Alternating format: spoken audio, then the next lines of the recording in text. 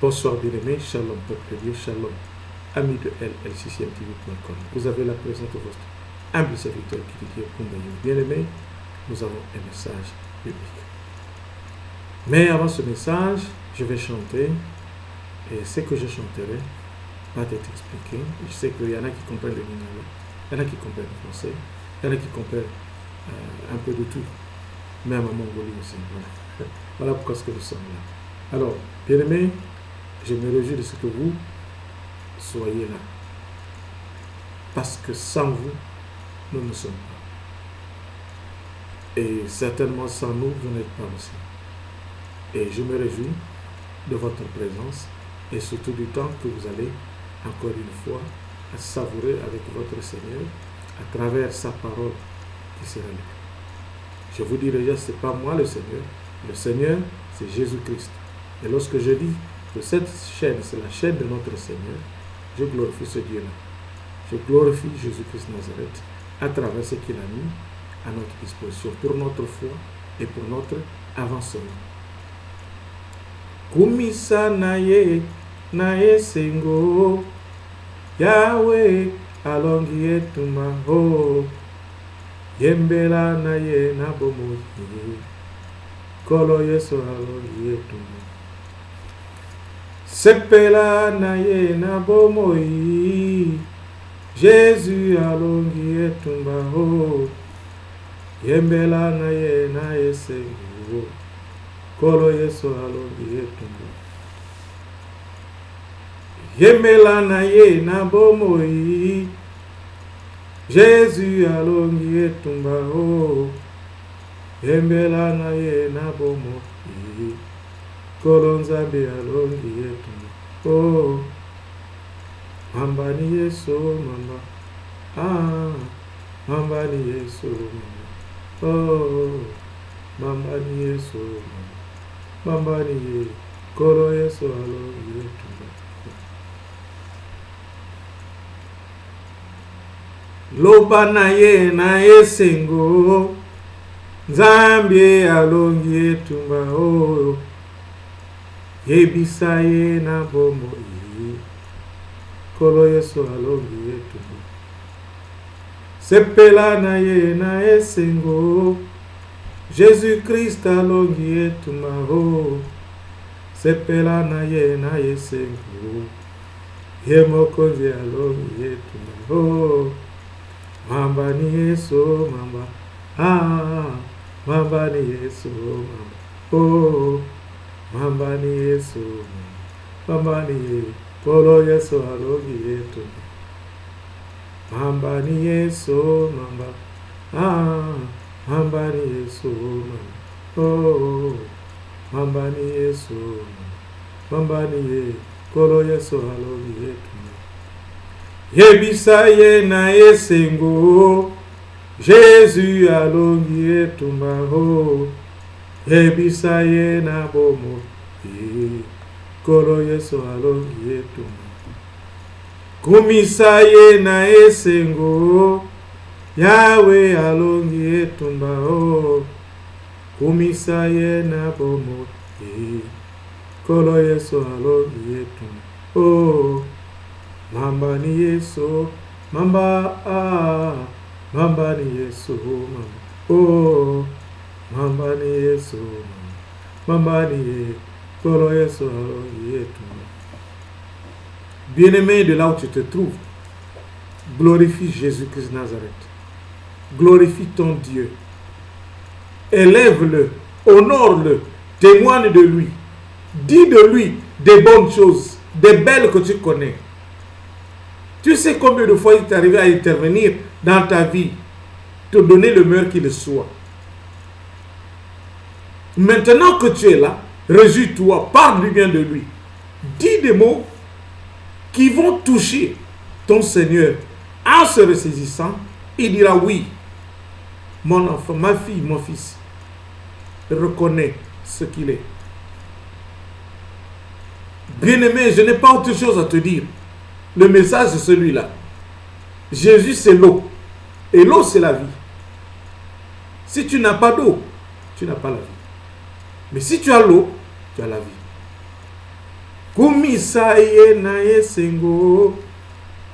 Tu dois le glorifier avec joie, pas avec la tristesse.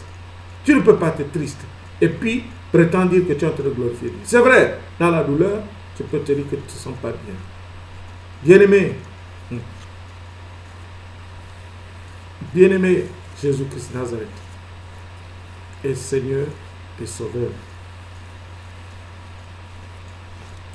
Kumisaye na esengo Yahweh alongi etumba ho Kumisaye na bomohi Kolo Yesu alongi etumba Kumisaye na esengo Jésus alongi etumba ho Kumisaye na bomohi Kolo Yesu alongi etumba oh Mamba ni Yesu mamba Mamba ni Yesu mamba oh Mamba ni Yesu mamba ni Kolo Yesu alongi etumba. Toi tu ne crois pas. Jésus a vaincu. Jésus a vaincu le diable. Jésus a vaincu Satan. Quand Jésus arrive à vaincre Satan, toi, qu'est-ce que tu fais à ton niveau? Il faut le glorifier. Il faut l'élever, il faut l'honorer.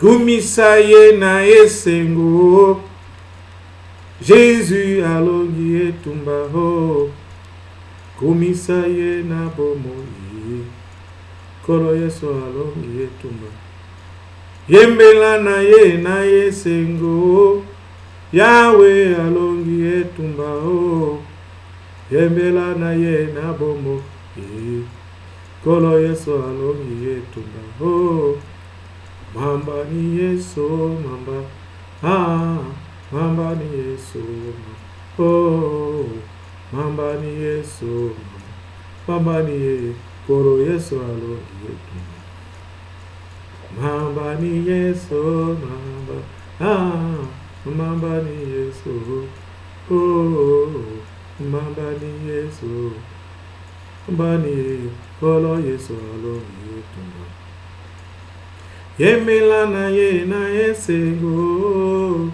Jésus alongi etumba ho Yemela na ye na bombo Kolo Yesu alongi etumba Kumisaye na esengo Jésus alongi etumba ho Kumisaye na bombo Kolo Yesu alongi etumba oh Mamba ni Yesu Mamba ni Yesu mamba oh Mamba ni Yesu mamba ni Kolo Yesu alongi oh nous vaincrons Satan, nous vaincrons les démons, nous vaincrons les sorciers par le nom de Jésus. Nous vaincrons Satan, nous vaincrons les démons, nous vaincrons les sorciers par le nom de Jésus. Entends-le. Alléluia, allez, alléluia, allez, alléluia, au nom de Jésus. J'entends-le, alléluia, allez, alléluia, allez, alléluia, au nom de Jésus. Nous vaincrons Satan, nous vaincrons les démons, nous vaincrons les sorciers, par le nom de Jésus. Nous vaincrons Satan, nous vaincrons les démons, nous vaincrons les sorciers, par le nom de Jésus. J'entends-le, alléluia, allez, alléluia, allez, alléluia, au nom de Jésus. Louez-le, alléluia, allez, alléluia, allez, alléluia, au nom de Jésus. Nous pétinons les attaques, pétinons la mort, pétinons les coups violents, par le nom de Jésus. Pétinons les attaques, pétinons les coups violents, pétinons la mort subite, par le nom de Jésus. J'entends-le, alléluia, allez, alléluia, allez, alléluia, au nom de Jésus. Allez, alléluia, allez, alléluia, allez, alléluia, au nom de Jésus. Nous vaincrons Satan, nous vaincrons les démons, nous vaincrons les sorciers, par le nom de Jésus. Nous vaincrons Satan, nous vaincrons les démons, nous vaincrons les sorciers, par le nom de Jésus. Nous vaincrons Satan, nous vaincrons les démons, nous vaincrons les sorciers, par le nom de Jésus. Nous vaincrons Satan, nous vaincrons les démons, nous vaincrons les sorciers, par le nom de Jésus. Oh, chante-le. Allez, alléluia, allez, alléluia, au nom de Jésus. Louons-le, alléluia, allez, alléluia, allez, alléluia, au nom de Jésus. Nous vaincrons Satan, nous vaincrons les démons, nous vaincrons les sorciers, par le nom de Jésus. Nous vaincrons Satan, nous vaincrons les démons, nous vaincrons les sorciers, par le nom de Jésus. Chantons-le, alléluia, Jésus, alléluia, allez, alléluia, au nom de Jésus. Chantons-le, alléluia, adieu, alléluia, allez, alléluia, au nom de Jésus. Nous vaincrons Satan, nous vaincrons les démons, nous vaincrons les sorciers, par le nom de Jésus. Nous vaincrons Satan, nous vaincrons les démons, nous vaincrons les sorciers, par le nom de Jésus. Oh, chantons-le, alléluia, Jésus, alléluia, allez, alléluia, au nom de Jésus. Louons-le, alléluia, allez, alléluia, allez, alléluia, au nom de Jésus. Nous pétinons les attaques, pétinons les coups violents, nous pétinons la mort subite, par le nom de Jésus. Pétinons les attaques, pétinons les coups violents, pétinons la mort subite, par le nom de Jésus.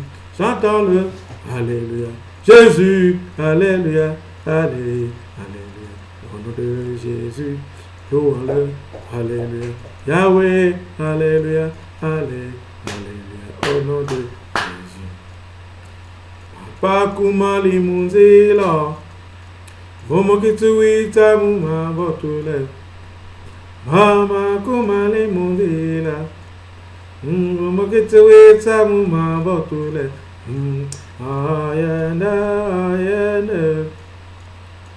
ayende mubangari kaka, ayende, oh ayende mubangari kaka, mama kumali mundilo, umukituita muma botule, mama kumali mundilo, umukituita muma botule,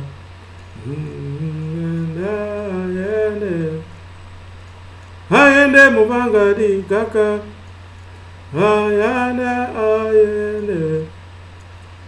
ayende mubangari kaka. Fukame muloma musila kiminu, zambia milenda kukola diambuva. Fukame muloma musila kiminu, zambia milenda kukola diambuva.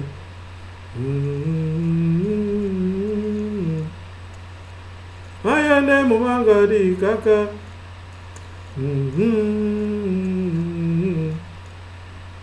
Ayende mubangari kaka. Amen, amen, amen. Le message de ce soir, nous l'avons sur un thème très spécial. Nous allons donc lire le livre de Luc, chapitre 10, et nous lirons donc du verset 25 jusqu'au verset 29. Nous allons lire le livre de Luc, chapitre 25, plutôt chapitre 10, verset 25 jusqu'au verset 29. Et je vais lire. Un docteur de la loi se leva et dit à Jésus, pour l'éprouver, Maître, que dois-je faire pour hériter la vie éternelle? Jésus lui dit, qu'est-il écrit dans la loi qu'il lui tue? Il répondit, tu aimeras le Seigneur ton Dieu de tout ton cœur, de toute ton âme et de toute ta force. Et de toute ta pensée. Et ton prochain comme toi-même. Tu as bien répondu, lui dit-il. C'est-à-dire, lui dit Jésus, fais cela et tu vivras. Mais, lui voulant se justifier, dit à Jésus, qui est mon prochain? Qui est mon prochain? Et notre thème de ce soir, ou encore de ce jour, je dirais, est intitulé Qui est mon prochain? Qui est ton prochain? Je vais d'abord parler de quelque chose de plus simple. Un homme, la Bible dit, est censé quitter son père et sa mère et se joindre à une personne opposée de sexe et communier ensemble et former une famille.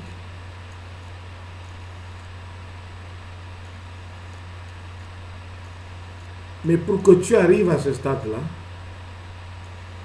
tu dois être formé par qui? Par ton père et ta mère. Puisqu'Ali, il arrive des fois que l'homme porte l'enfant, c'est-à-dire la femme n'est pas là et l'homme est en train d'élever l'enfant. Et comme qui dirait aussi que la femme, ce qu'on connaît tous, elle est celle qui élève l'enfant. Cette femme qui élève l'enfant mérite d'être honorée, mérite d'être reconnue et mérite d'être témoignée. La femme qui élève un enfant ou des enfants ne le fait pas par hasard. Cette femme est arrivée à apprendre auprès de ses parents. Et Dieu lui a donné un corps pour s'adapter aux circonstances et aux conditions pour lesquelles elle sera exposée. En tant que femme, une femme ne peut pas, même dans le foyer de son père et de sa mère, si elle n'est pas encore mariée, si elle est tombée enceinte, celle-là, ses parents vont lui montrer comment est-ce qu'elle doit se tenir. Et cet amour d'éduquer leur enfant, c'est parce qu'il aime. Il les aime, cet enfant-là, les deux, le père et la mère, s'ils sont là les deux, ou encore c'est la mère, ou vice-versa. Et ces personnes-là qui sont dévouées à faire ce travail-là sont récompensées par des hommes, non seulement des hommes, mais Dieu les reconnaît. Et Dieu recommande même à ce que ces hommes ou ces femmes soient honorés. Et la Bible dit que les veuves soient honorées. Mais ici, je parle de toutes les femmes. Il ne s'agit pas que des veuves. Je parle des vieilles femmes, des jeunes et des enfants qui sont encore des filles, qui demain seront des femmes. Et lorsque nous prions pour les femmes, y compris nos filles, les petits-enfants, les petites filles qui n'ont pas encore grandi, qui sont en train de grandir, qui demain seront encore une fois, génération. Donc nous avons mission d'aimer les femmes. Et qu'on sous-entend que les femmes sont dociles, elles savent modérer le langage, elles savent adoucir même la colère de l'homme, et elles savent aussi préparer et nourrir leur foyer. Je le disais autrefois, que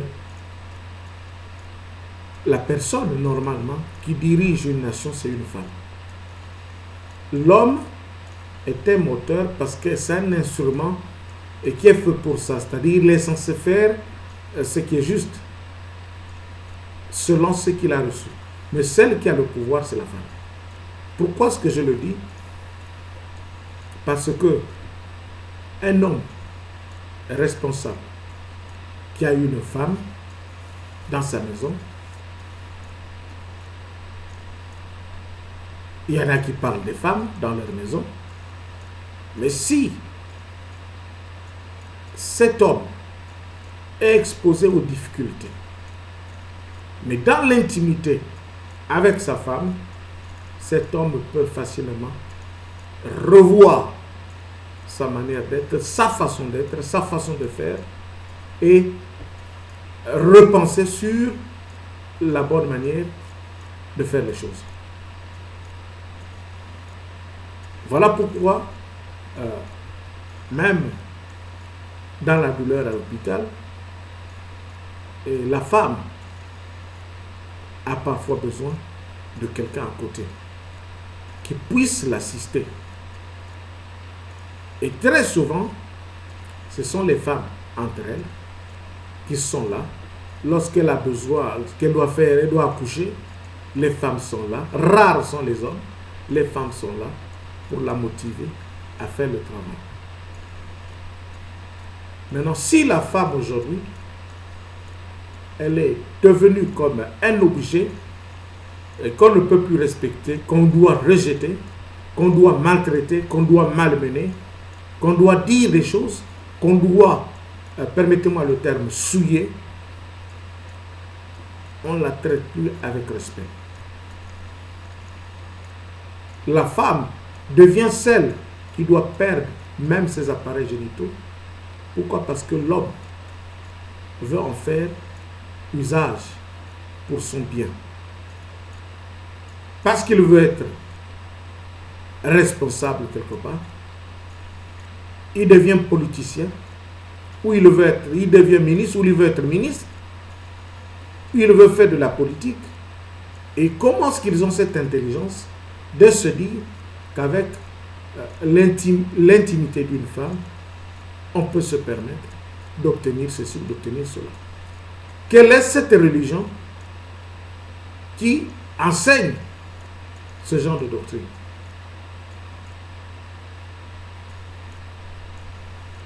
Comment utiliser la nudité d'une femme? Comment utiliser la nudité d'une femme et la pratiquer pour que l'homme prospère dans ce qu'il fait? Qui vous a dit cela? Et comment est-ce que vous l'avez su? Si c'est cela. Et qui vous a expliqué cela?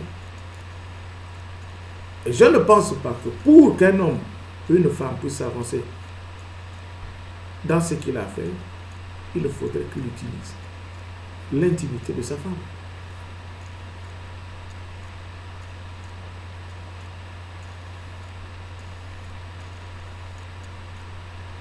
Et il faudrait qu'il utilise l'intimité de sa femme. Qu'est-ce que tu as gagné dedans? Et dans certains pays, d'aucuns diraient qu'il y a des hommes à qui on mutile, c'est-à-dire on enlève, j'appelle ça la force de l'homme. Et même la femme aussi, on enlève sa force. Parce qu'une femme qui ne peut pas se partager une intimité avec un homme, sauf si ta religion te l'impose, et que cela t'est arraché,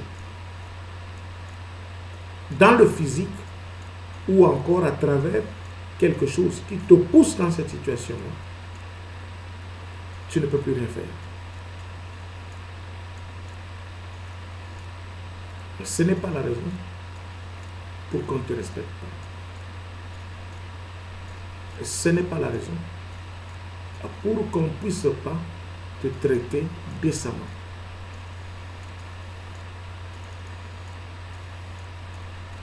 Il faut qu'on te considère comme tout le monde. Moi, je pense que si, en vivant, chacun de nous peut respirer, peut voir, peut entendre, peut toucher et ressentir, on n'a aucune idée de se dire qu'il faut qu'on se retrouve quelque part, d'abord pour ressentir quelque chose d'autre, pour qu'on soit considéré comme étant un humain. Pour être considéré comme étant humain, tu as l'essence.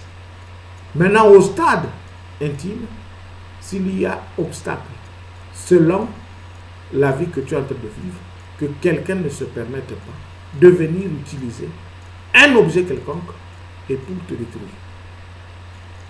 Et aujourd'hui, je crois savoir qu'il y en a des hommes, soi-disant, qui s'arment dans leur intimité et pour aller détruire ce qui est à autrui. Un homme qui fait des pratiques ou des hommes qui font des pratiques, ils font des pratiques sur leur corps et ils vont sortir des filles, des jeunes filles et détruisent leur avenir.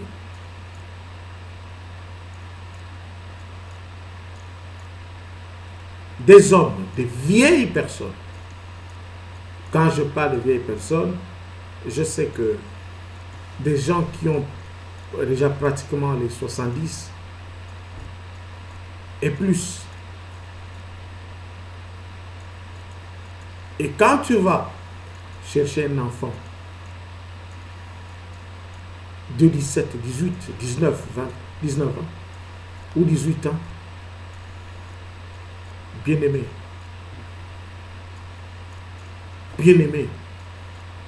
même si c'est dit qu'on peut tout se permettre avec. Je peux tout te permettre. Mais essaie un peu de comparer ton poids en ça par rapport au corps de l'enfant. Tu détruis.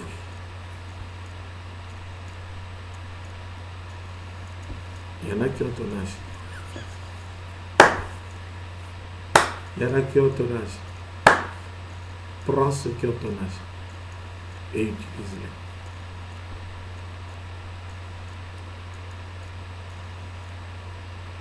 Je suis désolé. Ce message a raison de donner un sens. C'est une question qui est posée à qui? À Jésus. Par qui? Par un docteur de la loi. Quelqu'un qui connaît la loi. Sous-entendu, connaît la loi. Il sait que la loi a raison de quoi? De protéger deux choses. Il y a une ligne au milieu. Donc c'est la loi qui est au milieu.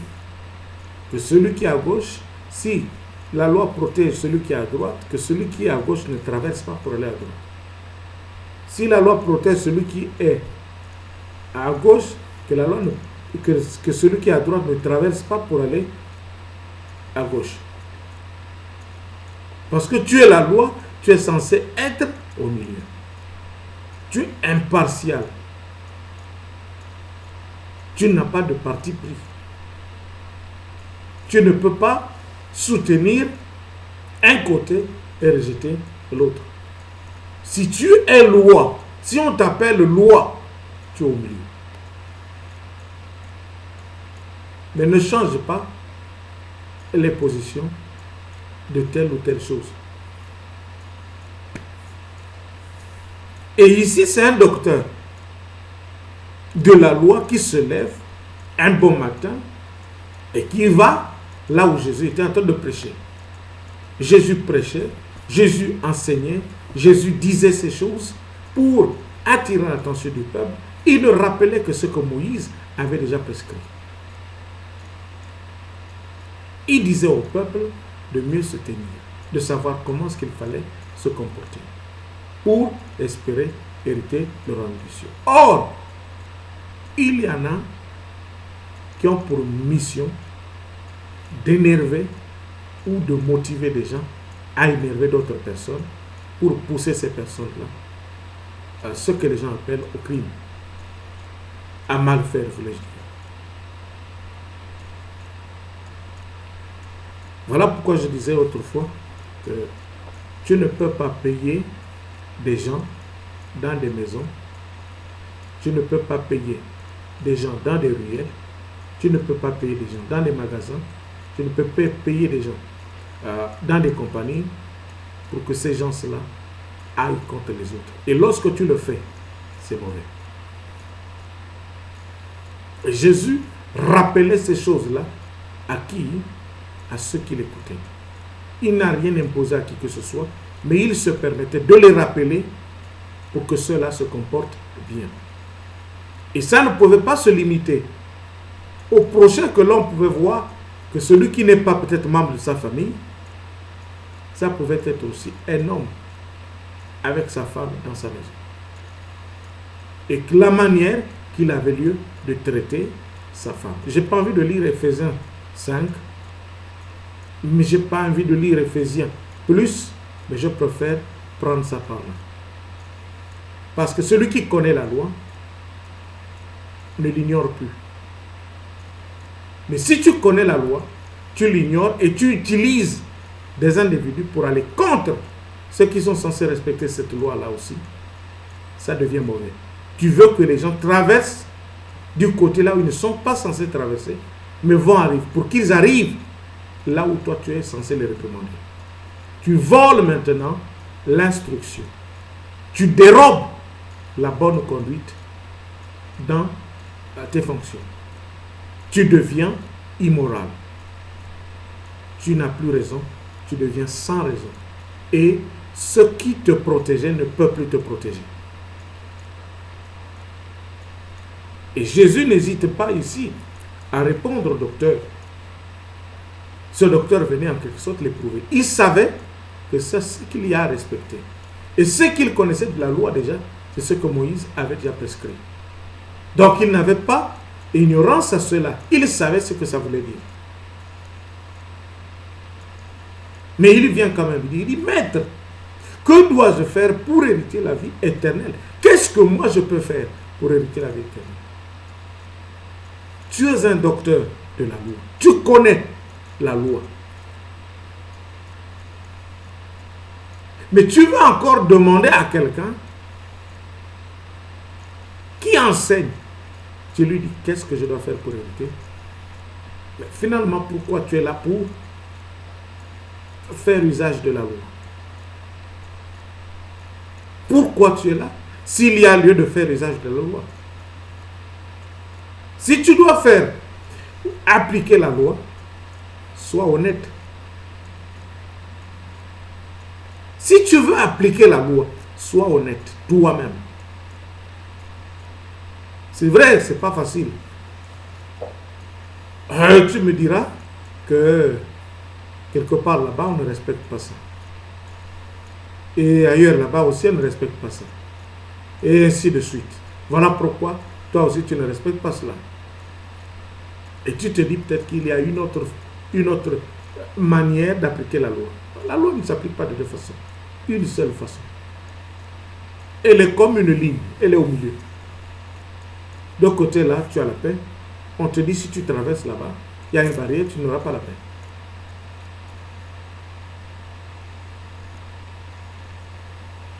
Et c'est comme ça. Et Jésus va lui dire, Maître, que dois-je faire? Ça, c'est ce qu'il va dire à Jésus. Maître, que dois-je faire pour hériter la vie éternelle? Même pas la vie de quelque temps. Il avait besoin de quoi? D'une vie éternelle. Il avait besoin d'une vie éternelle. Pas la vie d'un petit temps, mais la vie éternelle. Pourquoi? Est-ce qu'il pouvait avoir cette vie éternelle en ayant toujours à mentir, à dire des choses sans raison, à motiver les gens à mal faire,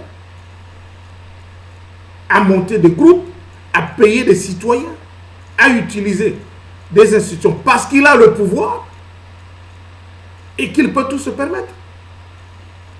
Tu vas utiliser des pauvres qui sont dans des maisons en train de souffrir parfois. Ils n'ont pas besoin de cela. Ces personnes-là ont besoin d'être respectées. Que lorsque tu arrives, tu vois la personne, de toi-même tu veux dire bonjour. Tu n'as pas besoin de rester nerveux ou fâché contre telle ou telle personne. On n'a pas que ça. Moi je pense que c'est de votre avis aussi. Vous ne voudriez jamais, personnellement, je me dis que je ne peux pas vivre dans une maison avec une personne, le matin, quelques paroles se sont glissées entre nous. Tu m'as dit quelque chose, ça ne m'a pas mis à l'aise. Je t'ai dit quelque chose aussi, ça ne t'a pas mis à l'aise. Il y a eu un climat de tension. Et qu'est-ce qu'il faut faire? Celui que l'esprit touche en premier va se ressaisir. Qu'est-ce qu'il fera? Il ira vers l'autre et lui dire pardonne-moi de ce que j'ai fait contre toi. Et lorsque tu le feras, bien-aimé, tu sèmes l'amour, tu crées une paix. Tu as besoin de vivre cette paix-là. Et voilà pourquoi tu es motivé à aller vers l'autre et lui dire que s'il te plaît, pardonne-moi. Je vais vous dire une chose, c'est plus simple. Dieu prend soin de tout le monde. Dieu sait prendre soin de tout le monde, que ce soit une femme ou un homme dans une maison. Surtout des couples. Quand je parle de couple, je sais que couple veut dire deux. Mais quand tu as même 4, 5, un homme, vous êtes des couples. Alléluia. On appelle toujours ça couple. Et qu'est-ce qui se passe? Le matin, vous vous disputez avec soit une personne, avec ton mari. Vous vous disputez. Vous n'êtes pas d'accord sur un point. Toi, tu es la femme. C'est vrai que vous êtes allé à vos occupations. Ce monsieur-là ne mange pas au restaurant. Il t'a épousé en tant que femme de sa maison parce qu'il sait qu'avec toi, il n'a plus besoin d'aller dehors manger. Sauf si vous voulez un peu vous amuser. Vous pouvez vous dire, madame est fatiguée. Je dis non, ben écoute, on va au restaurant. Quelqu'un d'autre a préparé pour vous. Vous allez payer de l'argent et vous mangez. Soit vous vous achetez tout là-bas, vous payez le takeaway, c'est-à-dire vous amenez ça à la maison. Et vous mangez ensemble. Ce qui n'est pas mauvais. Et pas encouragé pour que ça soit maintenant pour tous les jours. Et ça, c'est bien.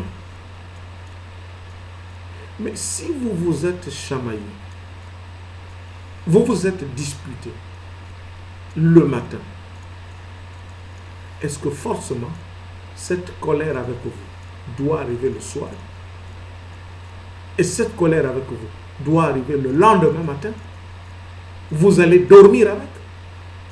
Si vous priez Dieu, si vous honorez Dieu, si vous glorifiez Dieu, si vous élevez Dieu, si vous témoignez Dieu, si vous vous aimez, ce Dieu-là ne voudra pas que vous puissiez aller au lit avec cet état de colère. Dieu interviendra. Il y a un de vous qui n'aura pas sommeil. Si vous avez l'Esprit de Dieu en vous. Pourquoi? Parce que tu ne peux pas. C'est vrai que tu es fâché. Tu sais que ton mari est fâché. Et toi aussi tu es fâché. Personne de vous deux ne peut se lever quelque part pour venir dire à l'autre, pardonne-moi. Mais tu vas quand même à la cuisine. Tu prépares parfois même une bonne sauce. Lorsque tu prépares la sauce avec toute la joie, tu prépares tout, tu mets de l'oignon, tu mets les assaisonnements, tu mets de l'huile, ainsi de suite. Tu prends soin de prendre les assiettes et tout faire la table. Tu mets la nourriture, tu mets même l'eau sur la table. Ou soit c'est du vin, tu connais ce qu'il prend. À ce stade-là, tu ne changes rien. bien-aimé. Et tu vas où? Tu vas te cacher dans la chambre.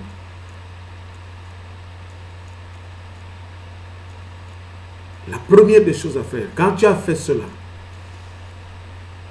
va voir ton homme. Lorsqu'il rentre,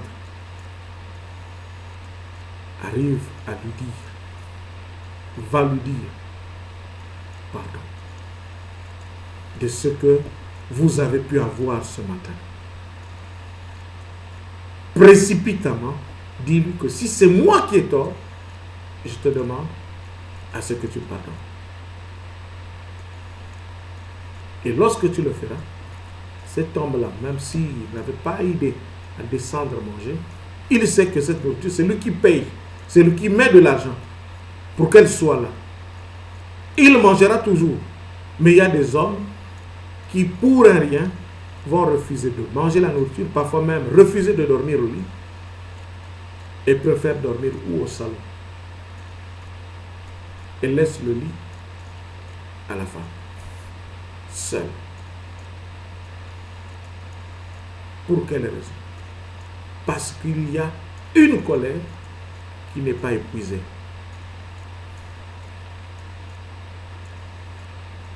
La femme, une bonne femme et un homme, un bel homme, un bon, doit prendre le dessus sur toutes choses mauvaises. Ça dit que tu dois être au-dessus de ces choses mauvaises. Tu vas vers ta femme, même si c'est toi qui as tort. Il y a des moments, tu as parlé, tu sais que l'esprit de ta femme, son cœur, c'est un cœur dur. Quand elle se fâche, elle ne te parle pas. Même au lit, elle ne voudra pas que tu puisses la toucher. Elle qui n'a jamais l'habitude de dormir avec un pantalon, elle a souvent la robe de chambre. Quand elle dort, tu la verras en train de porter maintenant des pantalons. Pantalon jean ou culotte jean sur le corps. Oh, qu'est-ce qui se passe? J'ai froid. On nous apporte tout. Oh, j'ai froid, voilà pourquoi je porte. Quand je dis, oh non, je sens la fièvre. Mais celui qui est allé t'épouser, celui qui est allé t'épouser, il t'a épousé. Pourquoi normalement? Quelle est la vraie raison de t'avoir épousé comme femme? Et pourtant, il y en a des milliers et des milliers que je ne dis pas qui chôment, qui sont en stand-by, qui demain seront aussi prises. Mais toi, qui as eu cette opportunité de franchir la porte, peut-être qu'elle était réservée à une autre personne, mais toi, elle est ouverte pour toi, pour une bonne raison, pour une bonne cause.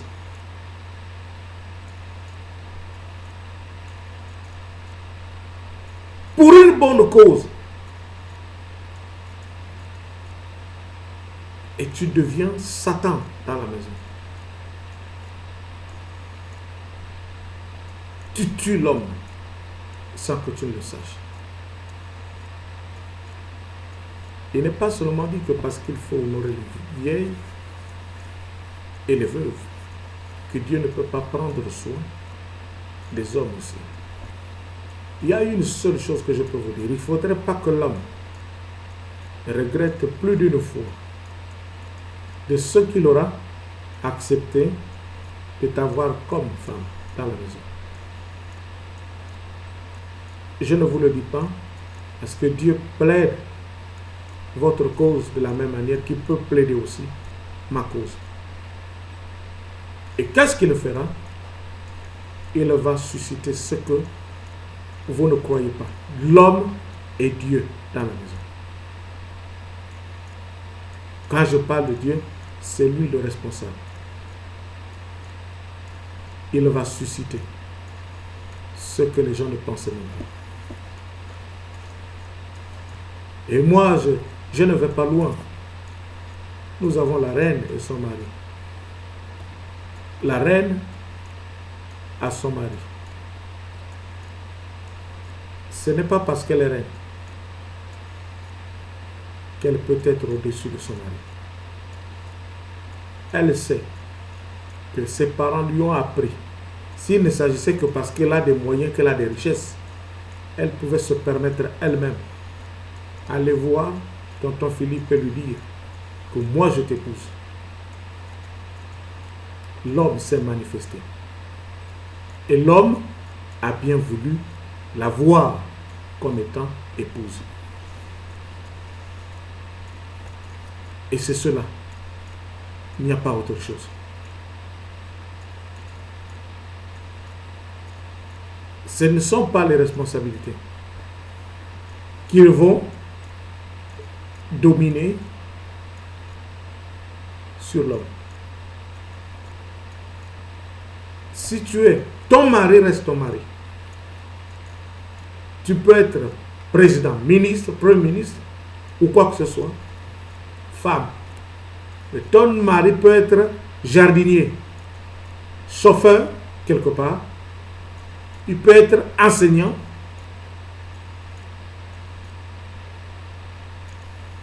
Bien-aimé. Le mari reste chef.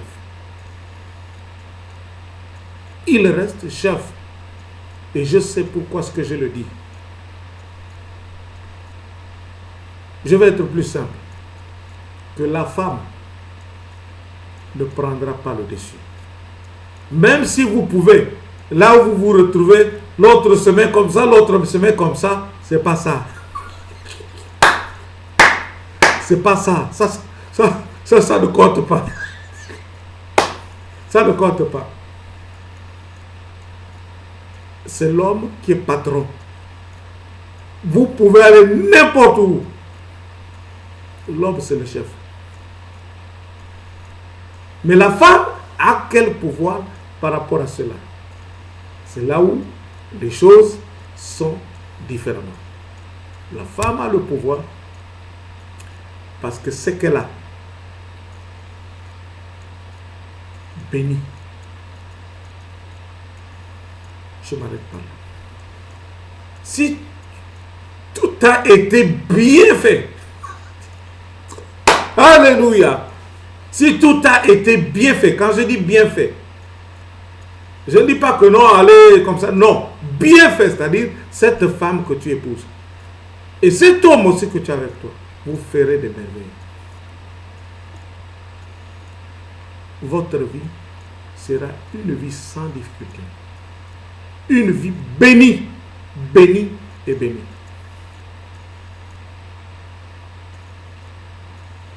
Mais ce qu'ils ont opté faire, comment le sauront-ils? Puisqu'ils ne sont pas là. Comment le sauront-ils? Puisqu'ils ne sont pas là.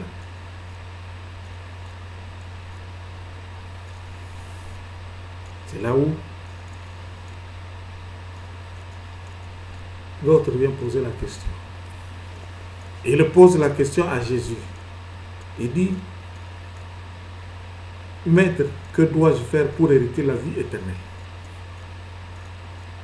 Jésus lui dit, qu'est-il écrit dans la loi?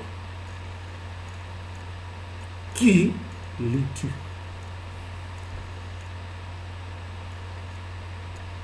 Qu'est-ce qui est écrit dans la loi? Que dit la loi? Toi, on t'appelle loi.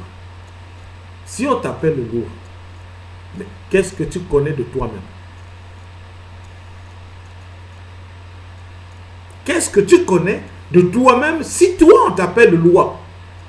Qu'est-ce que tu connais de toi-même? Parce que moi, tu me demandes, tu me dis, moi, toi, c'est qui? Je dis, moi, je suis Guy Didier. Ou je peux dire, je suis Boumbaye. Il peut y avoir beaucoup de Boumbaye. Après, bon, qu'est-ce que tu connais de toi-même? Moi, je dirais que je suis né quelque part. Mon père c'est tel, ma mère c'est tel. J'ai été à l'école tant, je suis allé à l'église tant. j'ai travaillé à tel endroit, j'ai été au collège, tant je suis allé au lycée, tant je suis allé à l'université, tant. Je suis allé dans tel pays, tel pays, tel pays. Et comment est-ce que j'ai fait pour arriver là? Ceci, cela. Ça, c'est mon CV, c'est mon curriculum. Et très souvent, c'est le parcours scolaire ou universitaire. Et au moins, ton expérience professionnelle.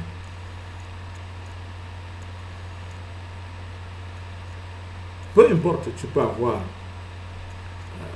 ton cousin qui t'adopte, ou ta cousine qui t'adopte, ta tante qui t'adopte,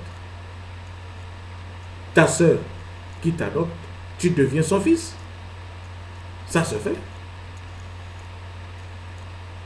Tu adoptes la fille ou le fils de ta soeur ou de ton frère. Il devient ton fils ou ta fille. C'est le même sang. Il n'y a aucune différence.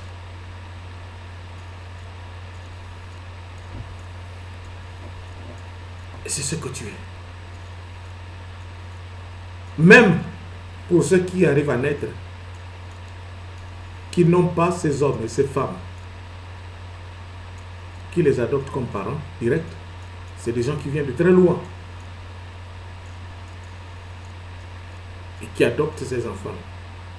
Ces enfants-là portent les noms de qui?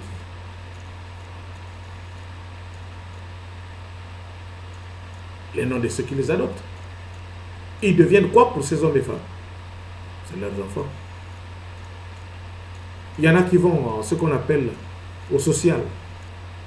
On prend, on les met dans une famille qui n'ont pas de père ni de mère, ou soit ils sont allés au tribunal et le tribunal a décidé que les enfants soient mis à la disposition d'une autre personne. Et la loi permet que ces enfants-là sortent du pays, obtiennent des visas s'ils vont dans des pays qui ne sont pas reconnus être des Commonwealth, c'est-à-dire qui ont la même politique et le même social dans la façon de gérer les affaires de l'État.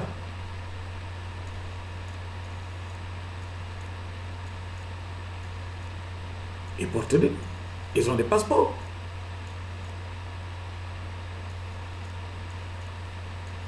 Ça, c'est ce qui se fait.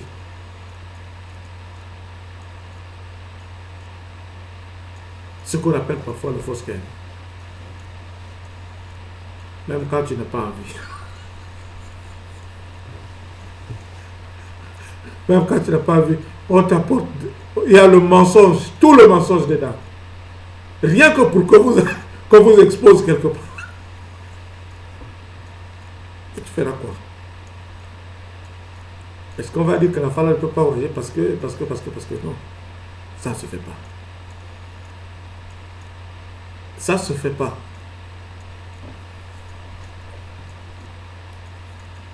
Et Jésus lui dit bien, qu'est-ce qui est écrit? Est-ce que tu ne sais pas ce qui est écrit dedans? Il savait, toi qui es docteur, tu as dépassé quand même les caps.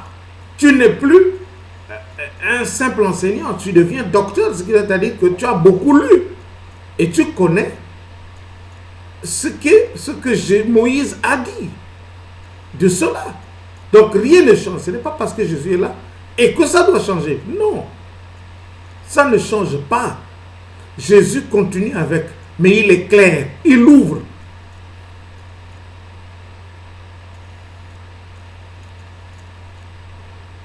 C'est tout. Il veut montrer que c'est comme ça que ça se fait. Et c'est ce qu'il avait répondu à ce démon. Il dit, tu aimeras d'abord, la première des choses, c'est aimer. Quand tu vas épouser, parce que tu aimes. Si tu épouses, tu vas épouser. Lorsque tu n'aimes pas, c'est grave, c'est pas bien. Lorsque tu vas épouser, tu dois d'abord aimer. Avant d'aller épouser, tu aimes.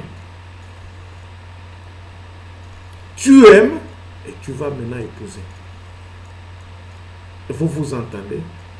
avec l'autre, à qui tu diras des belles paroles, et elle est d'accord, elle est d'avis de s'ouvrir à toi. Et ça se fera maintenant à travers les deux familles.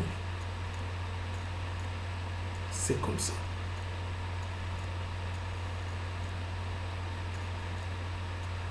La première des choses, love. La première des choses, c'est love, l'amour.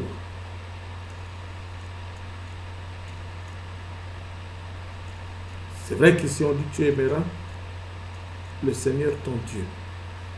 L'homme qui vient vers toi, c'est ton Seigneur. Celui qui vient vers toi, c'est ton Seigneur. Abraham a vu Dieu selon la Bible. Et il ne savait pas que celui qui était là, c'était Dieu. Et s'il l'a honoré, s'il l'a respecté, s'il lui a réservé cette hospitalité, parce qu'il s'était dit que ce qu'il a appris, il ne pouvait que le pratiquer. Le bien qu'il a appris. Et lorsqu'il l'a fait, Abraham a eu la réponse qu'il cherchait. Pour qui? Pour sa femme. La Bible nous dit à quel âge ils ont eu Isaac, 70 ans. Peut-être même plus. Maintenant, toi, est-ce que tu aimes ta femme? Est-ce que tu aimes ton mari?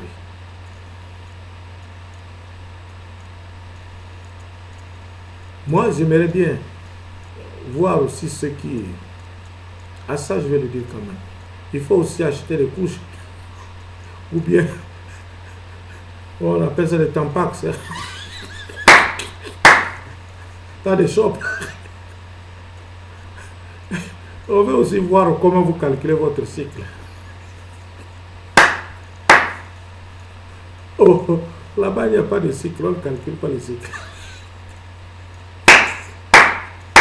Alléluia! Usurper le pouvoir. Là-bas, on ne calcule pas le 14e jour. Il n'y en a pas. Il n'y en a pas. Oh, moi, je suis en mauvaise période. Là, c'est la mauvaise période. Là, c'est la bonne période. Là-bas, il n'y en a pas tout à point. Ah, alléluia. Hey. Jésus lui dit, qui est-il écrit dans la loi? Qui lis-tu? Il répond, tu aimeras le Seigneur ton Dieu, tout ton cœur, de toute ton âme, et de toute ta force, et de toute ta pensée. Et ton prochain comme toi-même. Il faut que tu traites cette femme avec beaucoup d'amour.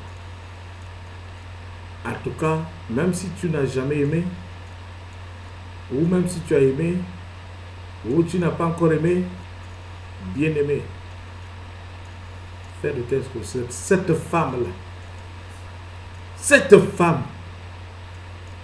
dans ta maison ne ressente rien de mauvais. Aucune douleur, aucune peine. Le mal, c'est quoi? C'est que quand tu es une femme, si tu ne l'honores pas, elle va mal se sentir. Si tu n'honores pas cette... Même si il y a par des paroles, quand tu dis ces paroles-là, il y a des moments où je vois nos frères, c'est vrai, européens, pour lesquels qui se sont adaptés à cela, je dirais quelque part, ils font du bien. Je dirais qu'ils savent aimés peut-être que mieux que nous dans nos pays. La question est celle de savoir est-ce qu'ils sont fidèles par rapport à nous. Point d'interrogation. Est-ce qu'ils sont fidèles par rapport à nous les Africains? Moi, je préfère voir quelqu'un qui va épouser 4. Il dit, il se suffit avec les 4. Que de voir un qui épouse une ou deux, après se dit, je me suffis avec les 2 que j'ai, et tu le verras dehors.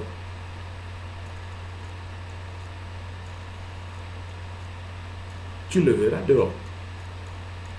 Ou encore, celui qui dit, moi les femmes, ce n'est pas mon problème, je préfère faire ce que j'ai à faire. Avec. Bon, c'est son choix. Mais la femme, comment traites-tu la femme? Comment est-ce que toi tu traites la femme? Tu grondes la femme, tu la blâmes, tu l'insultes.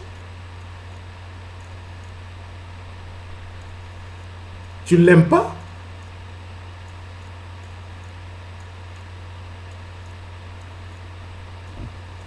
Et si tu n'aimes pas la femme, pourquoi donc avoir épousé la femme? Si tu n'aimes pas la femme, pourquoi l'avoir épousée?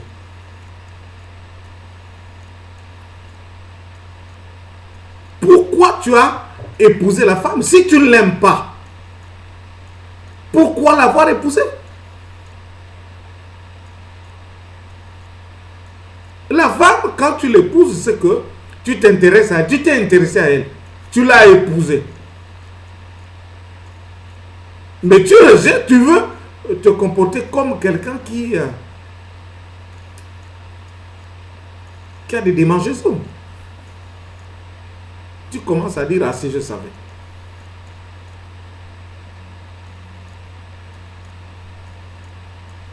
Pourquoi? Pourquoi?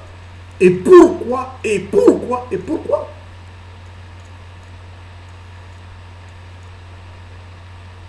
Tu prétends dire que tu aimes la femme alors que tu n'aimes pas.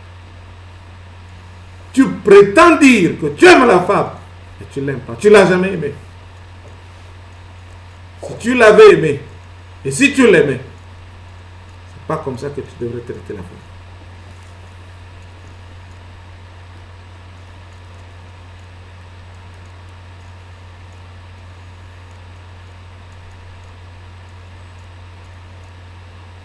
Tu as bien répondu, lui dit Jésus. Fais cela et tu vivras.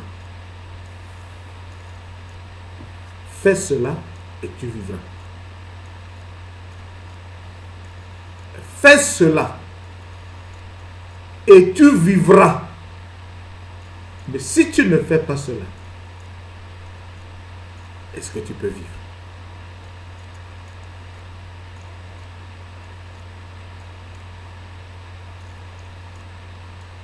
C'est la question.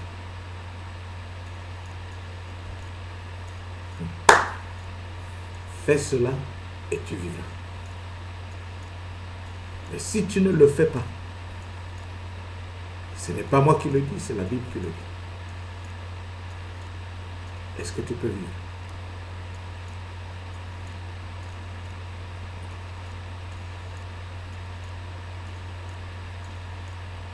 Et qu'est-ce qu'il voulait? Il voulait se justifier. Lui, il voulait se justifier en disant, mais lui, voulant se justifier, dit à Jésus, et qui est mon prochain? Il y en a qui aiment les nombres. Il y en a qui aiment le numéro. Tu peux lire le chapitre 2, verset 2. Tu peux lire le chapitre 11, verset 5 ou verset 11. Tu peux lire le chapitre 12, verset 4. Tu peux lire le chapitre peu importe. Les phrases ne sont pas les mêmes. Elles sont différentes. Mais ici, la question, c'est de savoir qui est réellement ton prochain. Le prochain, c'est la personne qui est à côté de toi. C'est la femme que tu es allé épouser. La femme que tu as épousée, c'est ton prochain.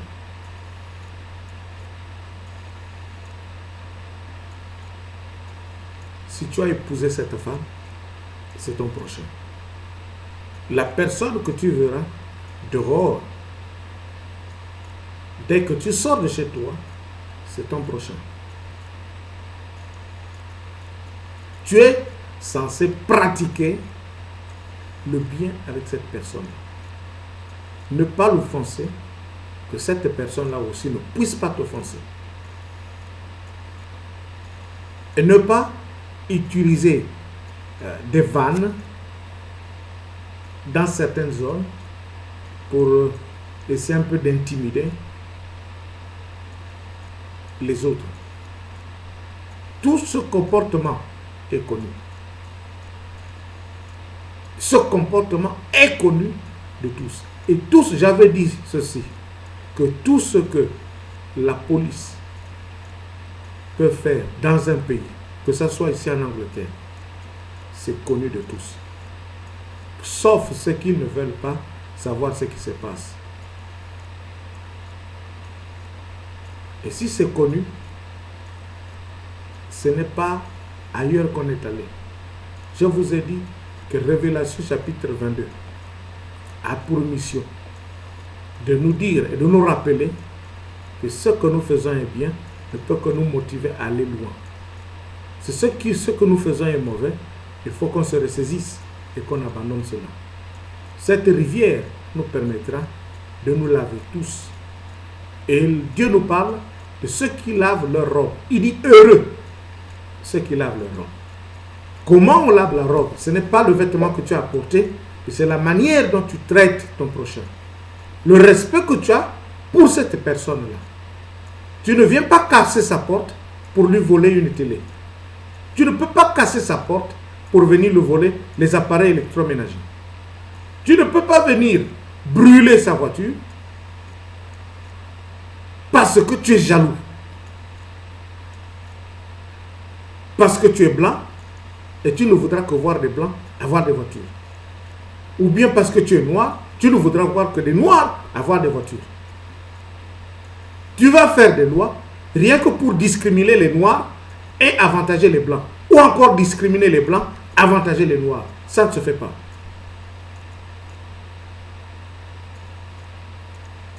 Ou encore, tu dois donner la résidence en Angleterre qu'à ceux avec qui tu as des relations économiques, dans lesquelles tu as peut-être fait un coup d'État, tu as placé quelqu'un comme étant président dans ce pays-là, parce que c'est toi qui as provoqué que ce peuple, le peuple de ce pays-là, puisse quitter et leur pays et venir demander l'asile, par exemple, en Angleterre, et que tu dois te permettre de chasser ceux qui ne sont pas de ce pays-là.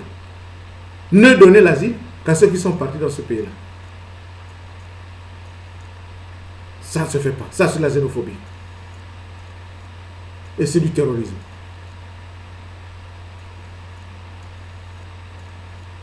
Tu ne peux pas agir comme ça. Il n'y a pas qu'en Angleterre. Ça peut se faire en France. Ça peut se faire aux États-Unis. Ça peut se faire au Congo. Ça peut se faire au Gabon. Ça peut se faire au Bénin. Ça peut se faire au Togo. Ça peut se faire au Sénégal. Ça peut se faire en Allemagne. Ça peut se faire en Belgique. Et ceux qui se comportent de la sorte, c'est des fascistes. On va dire qu'il n'y a que Hitler qui était mauvais, Il y en a qui sont plus mauvais qu'Hitler. Peut-être qu'Hitler était même gentil. S'il voulait tuer des gens, il ne les mettait même pas dans des camps. Il dit, je n'ai pas besoin de les voir dans les camps, tuez-les une bonne fois. C'est vrai que c'est mauvais ce qu'il a fait.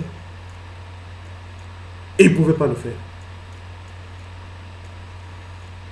mettre dans les camps aussi, les détentions. Si tu n'as pas le temps, ou tu peux facilement sortir, c'est aussi tuer quelqu'un.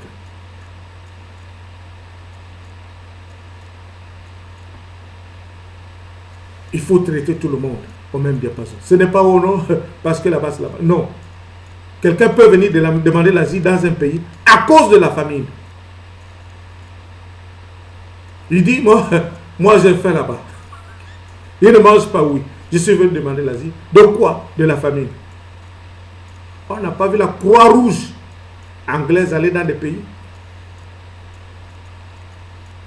On fait des quêtes ici à la télé, il y a des émis, il y a des demandes de fonds pour qu'on ait aidé. Et ceux-là sont en train de souffrir là-bas. Il faut les aider. Ils sont en train de souffrir là-bas. Même 2 pounds par mois. Mais quand tu fais déjà ça, qu'est-ce que ça veut dire? Ce n'est pas l'aumône. Hein? Ce n'est pas la dîme que tu es en train de recueillir. Ce sont les offrandes que tu es en train de recueillir. Tu fais le travail de Dieu inconsciemment. Soit tu connais, mais tu fais comme si tu ne connaissais pas. Tu dis que Dieu te bénisse. Dieu est en train de te bénir à travers cela. Mais tu rejettes quand même. Tu es ignorant. Tu fais du bien, mais tu oublies que tu fais du bien. Oh, il y a eu tsunami là-bas. Quand tu dis prenez les matelas, le médicament, il connaît des médecins. Allez, on l'envoie là-bas pour aller aider. Bien aimé, quand tu fais des... Ça c'est quoi? Mais c'est l'amour du prochain. Tu aimes l'autre. Mais tu t'ignores toi-même. Le malheur est que il y a des millions. Et dans le pays, tu attends qu'il y ait quelque chose dans un autre pays pour que tu prennes de l'argent. Allez, tu envoies. Quand tu regardes, ah oui, il s'est partagé.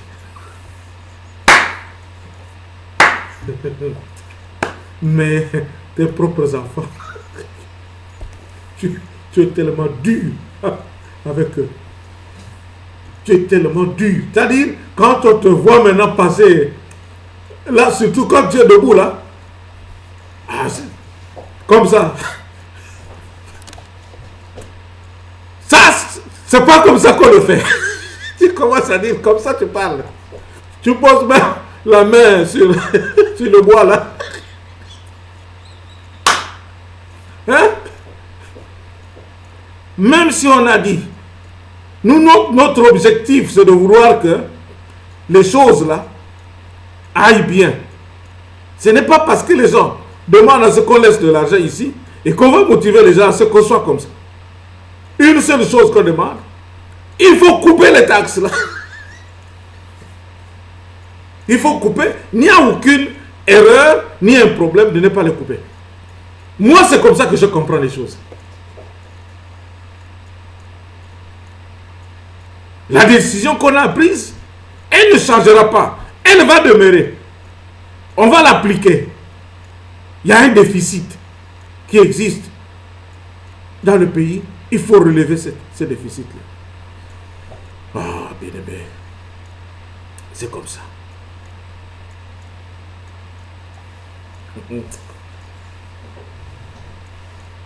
C'est tout. Après, tu le vois là.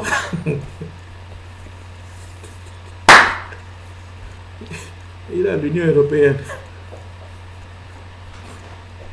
C'est nous que vous allez accepter. Si vous n'acceptez pas, nous on ne le laissera pas.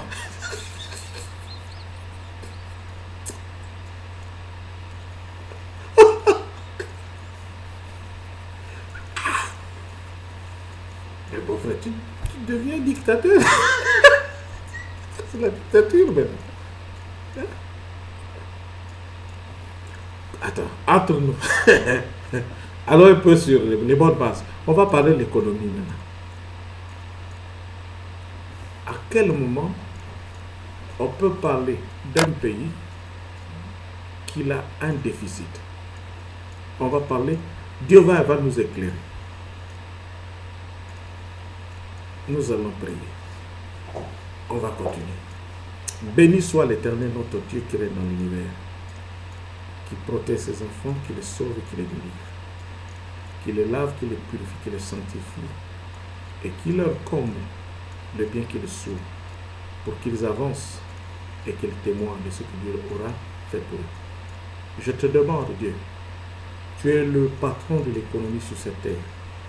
C'est toi qui sais tout voir et c'est toi qui sais tout regarder. De la bonne manière, dirige-nous et montre-nous ta bonne foi et la meilleure façon de faire les choses afin que nous soyons ceux qui écoutons de toi et qui pratiquons de toi. Il ne s'agit pas simplement d'être un pasteur et ne pas avoir de bases sur l'économie. Il ne s'agit pas d'être pasteur et ne pas dire des choses qui concernent le royaume. Mais je te demande, Dieu, instruis-nous. Ce soir, parle-nous.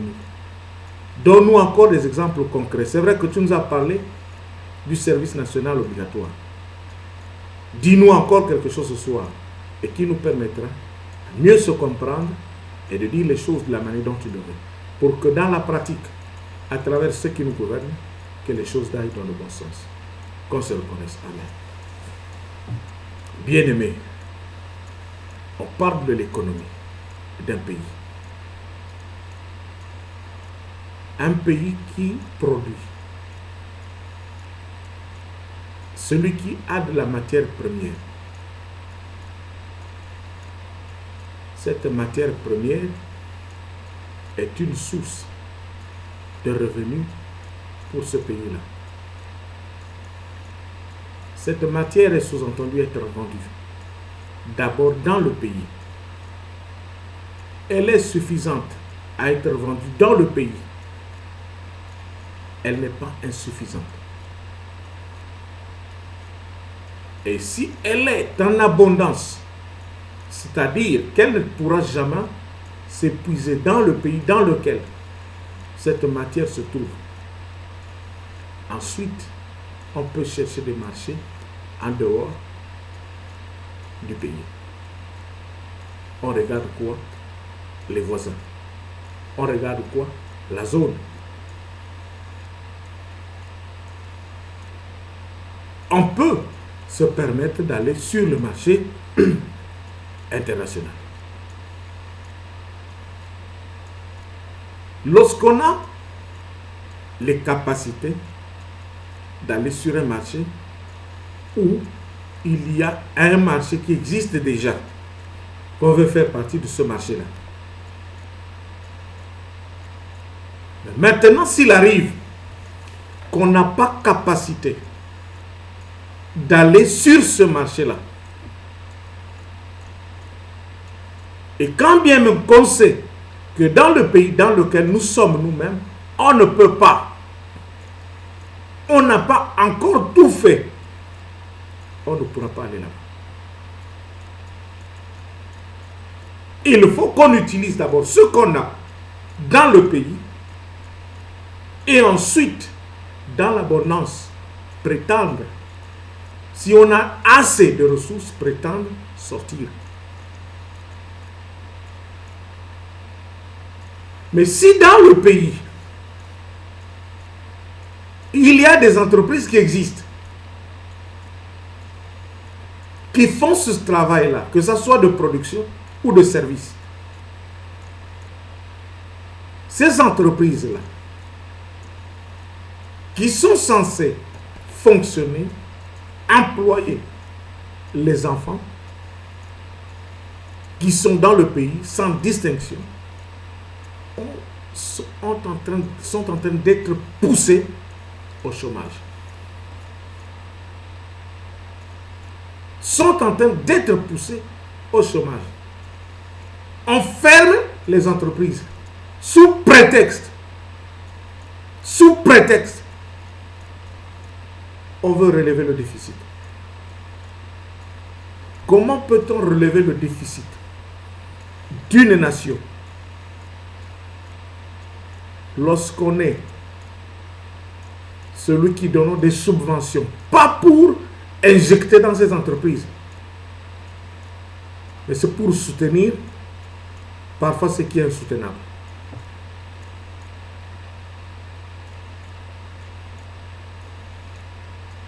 Je ne pense pas que quelqu'un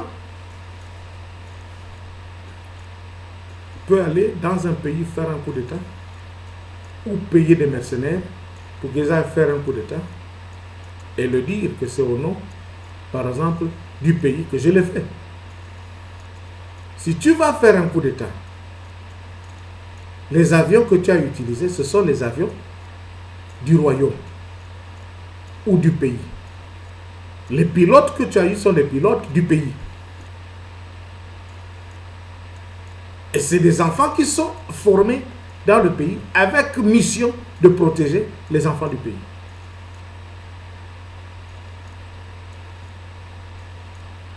Et tu vas dans ce pays-là.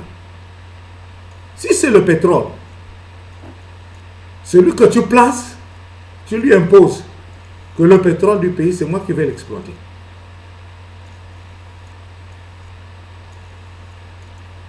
Mais lesquels seront les employés?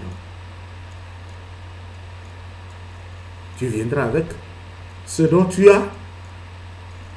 Tu vas emmener là-bas. Qu'est-ce que tu feras? Ce pétrole qui sera exploité, c'est au nom de qui? Au nom du pays ou au nom du royaume? Ou bien ce pétrole que tu as exploité, c'est à ton propre compte. Et si on se mettait à faire l'audit de tous les responsables politiques, que ce soit européens et africains, qu'on ne se cache pas derrière la franc-maçonnerie ou la Rose-Croix, qu'on ne se cache pas derrière l'Union européenne ou encore l'Union africaine, qu'on ne se cache pas derrière l'ONU ou la Banque mondiale, qu'on soit capable d'exposer tout le monde dans ce qu'ils font.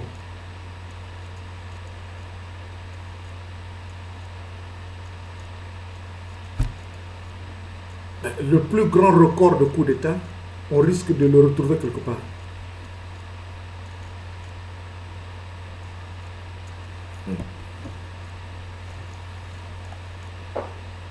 On va dans des guerres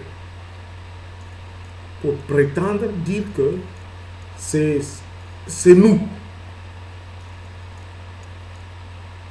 Mais quand tu vois dans le fond, les guerres combattues, le pétrole récupéré,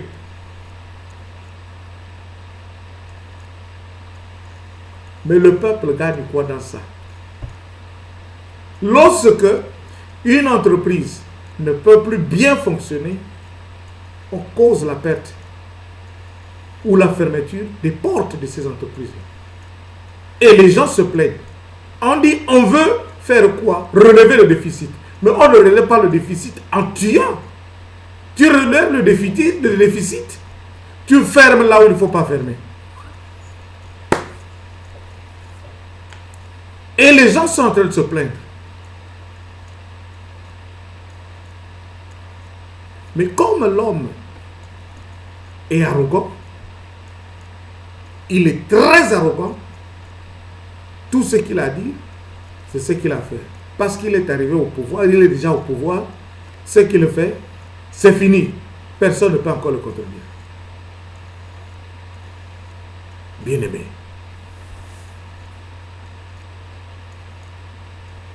Moi, personnellement, ça, je vous le dis du fond de mon cœur, que je ne peux pas admettre. Je ne peux pas admettre que quelqu'un... Moi, je l'avais déjà dit qu'un pays restera toujours dans le besoin. C'est-à-dire que ceux de ce pays-là seront toujours dans le besoin. Tu n'es pas en plein atout. C'est-à-dire que chaque pays ne peut pas se suffire. Ce pays-là se dépendra des autres pays. En Angleterre, à ce que je sache, on ne produit pas le coton. L'Angleterre aura besoin du coton en provenance du Mali.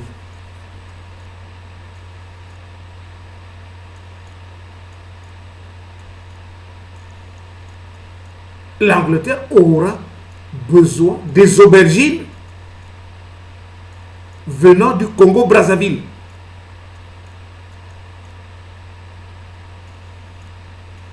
L'Angleterre aura besoin du bois, le lima ou le koumé qui viendra du Gabon. L'Angleterre aura besoin de l'huile d'arachide qui viendra du Sénégal. L'Angleterre aura besoin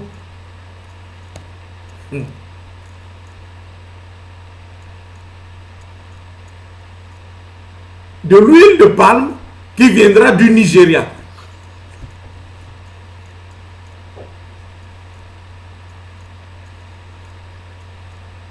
L'Angleterre aura besoin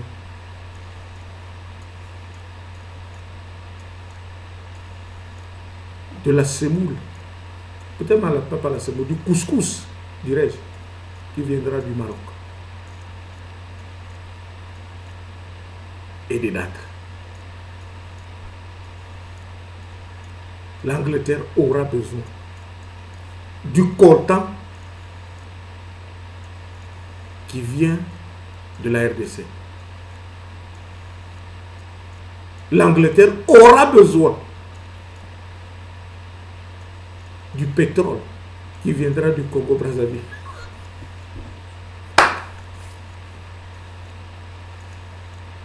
L'Angleterre voudra bien traiter avec ces pays-là pour ce qui lui manque.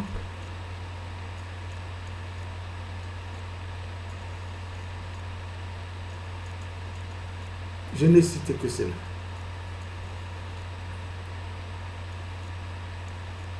Je ne parle pas de l'Inde, du Pakistan.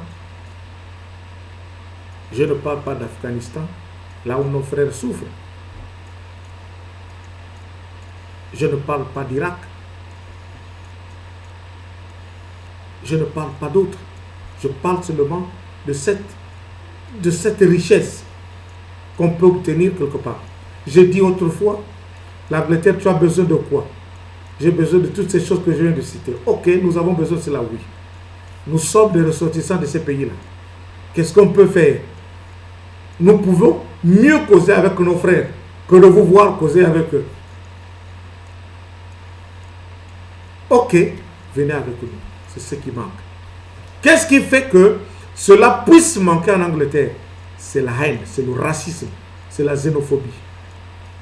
Ils préfèrent, pour certains je dis pas tous, aller faire des coups d'État.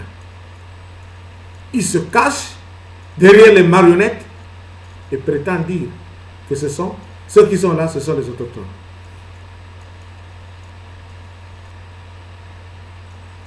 Ce n'est pas bien.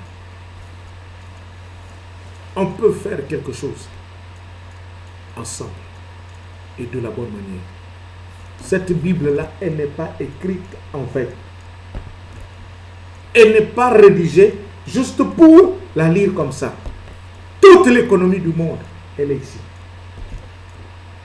Ceux qui ont commencé avec cette économie-là, si on parle d'Abraham, d'Adam et Ève, ils n'ont pas autre chose.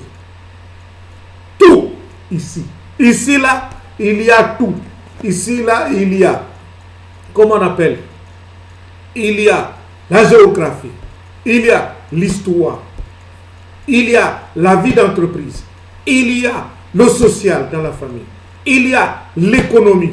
Il y a la comptabilité. Il y a l'audit. Tout ici. Il y a la médecine. Même le sida, on le traite ici.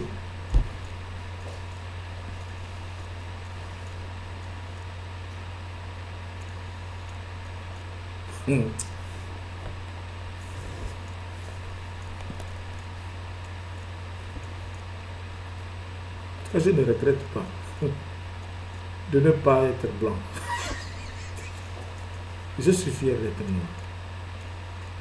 Et ce n'est pas un manquement. Il n'y a qu'à faire un retour de mémoire, voir un peu ce qui fonctionnait, c'est-à-dire les premières personnes qui ont eu cet engouement de descendre dans des pays où l'économie n'était pas traitée de cette façon. Pourquoi? Regardez comment est-ce que, moi je vois comment est-ce que l'économie, par exemple, les jardins ou encore les fermes sont traités ici en Angleterre. Pourquoi ne pas voir des Anglais négocier, par exemple, avec le Gabon? Pourquoi ne pas voir des Anglais négocier avec le Congo-Brazzaville?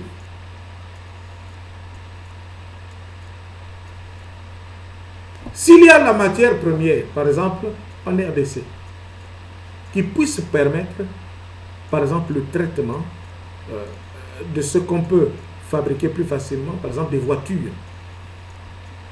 au lieu d'exporter cette matière du Congo, RDC, pour ici, c'est-à-dire l'Angleterre l'importe.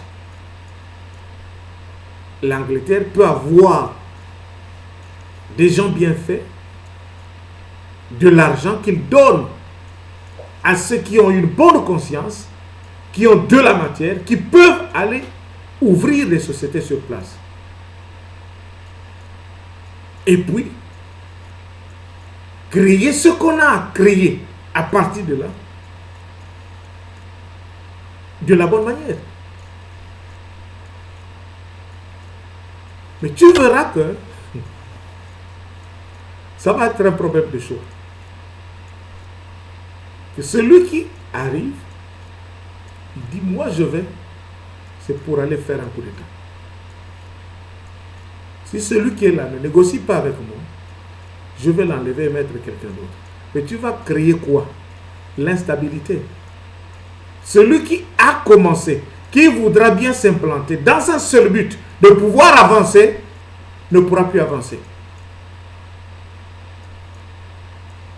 Et là, dans un premier temps, fait quoi? Il a mis son argent. Il a investi son argent. Mais si l'argent qu'il a investi pour ouvrir une société, une usine de traitement dans un seul objectif, de satisfaire les demandes, d'abord autochtones, locales voulais-je dire, et ensuite les sortir, c'est-à-dire revenir ici par exemple en Angleterre, après une étude bien faite, il ne pourra pas. Et il faudrait aussi que celui qui va prendre, qui va soutenir celui qui sera là, ait les moyens d'accepter que tous ceux qui ont perdu ce qu'ils ont perdu leur soient reversés. Parfois non. Tout se perd comme ça. L'amour du prochain que ce type-là, le docteur de la loi, présente comme question. Il dit, qui est mon prochain? Qui est mon prochain? Le prochain, c'est celui. Toi d'abord, toi-même, dans ton propre pays, avec celle qui est avec toi dans la maison. Et ensuite, le prochain sera celui qui viendra chez toi. Et la suite, le prochain sera celui que tu pourras rencontrer quand tu sortiras de chez toi. Il faut sortir, ne pas se limiter d'avoir des maisons seulement en Europe, en Espagne, ou bourré aller s'asseoir en Espagne. Il faut aller aussi dans des pays africains. Qu'on en dise un peu, oh, il y a un camp des Anglais au Gabon, où les Gabonais, les Anglais sont allés là-bas, ils ont ouvert quelque chose, ils sont en train de faire quelque chose là-bas. L'agriculture, c'est peut-être maintenant, il n'y a rien au Gabon. C'est un grand marché que d'envoyer déjà en Afghanistan là, chaque semaine, un cercueil qui revient en Angleterre. Chaque semaine, il y a quelqu'un qui est tombé sur les mines.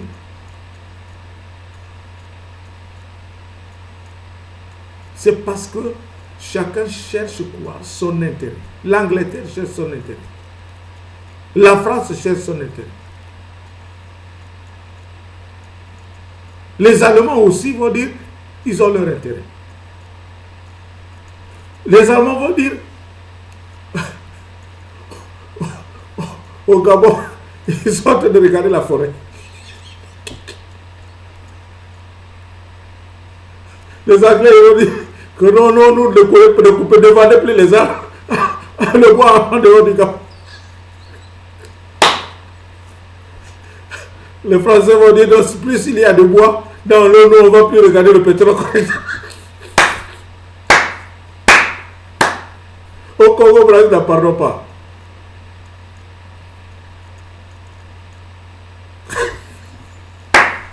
Bien aimé, où est-ce qu'on va? C'est un docteur qui interroge Jésus. Jésus maintenant, il dit qu'il y a eu une connaissance. Et Jésus a un bagage impliqué. Et ce bagage-là est riche pour donner la vie. Ça ne sert pas d'avoir des fausses, j'appelle ça des fausses politiques dans le pays, c'est-à-dire terroriser le peuple, alors que ce qu'on fait dehors, c'est autre chose.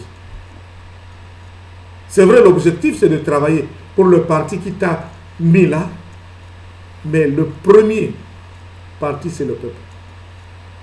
Parce que ton propre parti, c'est juste l'emblème, un nom qui est donné à quelque chose, qu'on t'identifie. Mais le vrai parti, c'est le peuple. Il faut être impartial.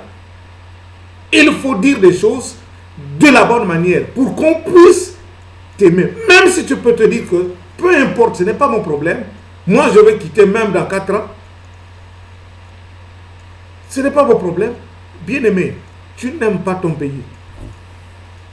Essaie seulement de regarder combien d'entreprises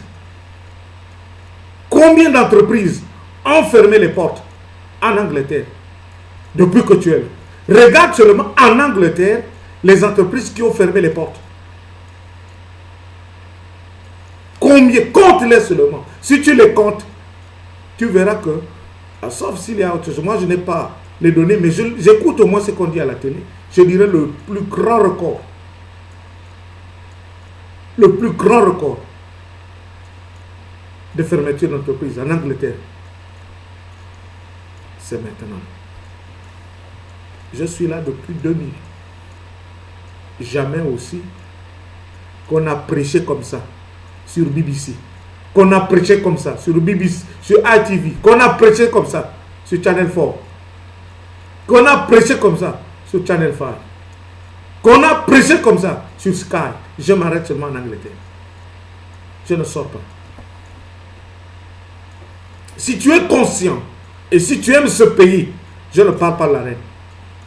Si tu aimes ce pays, si tu aimes cette nation, tu dois l'embellir. Et si tu ne l'embellis pas, tu perds ton temps. Tu fais perdre du temps aux gens pour rien. Je ne dis pas que tu ne connais pas, mais tu fais la tête parce que tu n'aimes pas ce pays. De tes lèvres, les paroles qui sortent, tu fais croire que tu aimes l'Angleterre, alors que tu n'aimes pas l'Angleterre. Si tu aimais l'Angleterre, ce n'est pas ce langage-là, ce n'est pas ce comportement-là. Dieu te parle nuit et jour, mais tu es arrogant. Tu restes comme ça là. Tu dis, moi c'est moi. Ce n'est pas comme ça qu'on éduque un peuple. Un peuple, on doit l'éduquer avec modération. Tu ne peux pas être un très bon leader. C'est du faux dans le faux. Tout ce que tu dis, c'est du mensonge. On te soutient quand même dans le mensonge. Et tu prétends dire que tu es bon. Bien aimé, tu es zéro. Moi, je te le dis, tu es zéro. Tu ne feras rien de bon. Dans ce pays-là. On attend seulement le record. On va faire le bilan. Si on ne trouve pas la plus grosse erreur de quelqu'un qui a géré ce pays, surtout, hein, si tu ne trouves pas moyen de rectifier cela maintenant, bien aimé, tu as creusé la tombe de l'Angleterre. Que Dieu te garde. Allez, bye.